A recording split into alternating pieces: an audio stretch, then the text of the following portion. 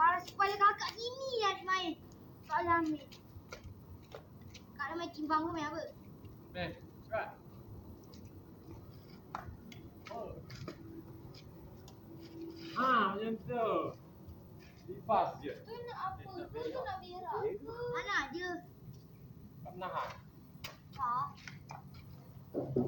Betul, tu bola tu. Ada segala kita main kakak ready mati. Ready ni. Dah ready lah. Ready siapa suruh main slow kakak? Kak dia lah balik smash main kali. Kalau laju mana? Malam ready buat smash kakak 2 kali. Okey je adik buat. Itu adik fikir Morocco ni.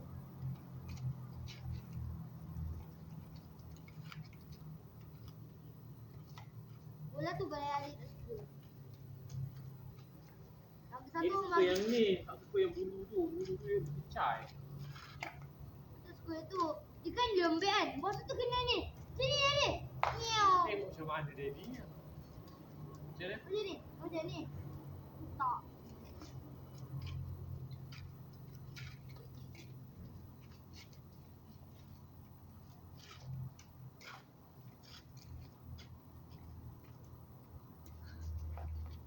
Semen sikit je dah muncul. Ambil macam ni. Kalau ni kalau kat atas, ni tepi, sini ke depan ni. Tutup.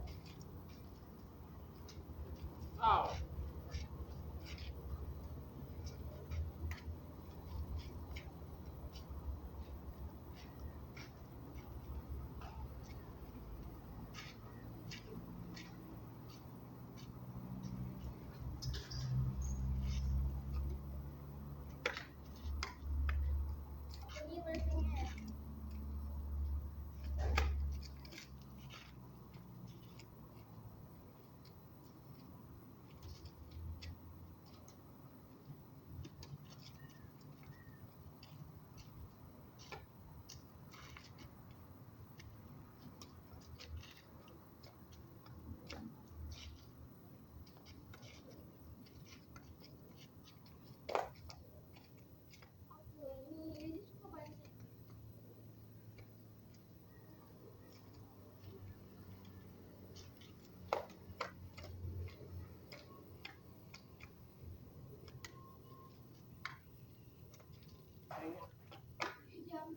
Ambil lah kamu yang paling dekat.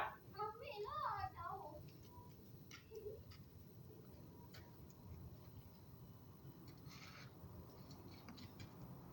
Nak lipas. Tak kena. Ambil lah. Tutup.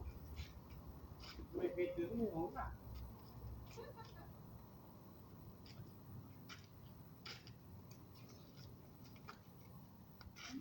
Lipas. Biar ni. Nampak tu? Tak reti. Kena buat. Bola tu reti.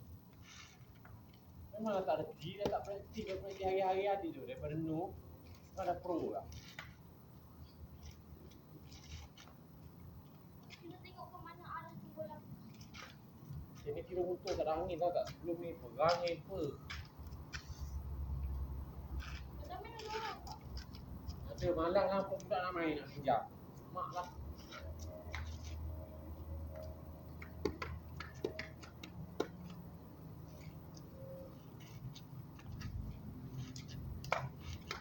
Alamak. Kereta. Dia dah lari.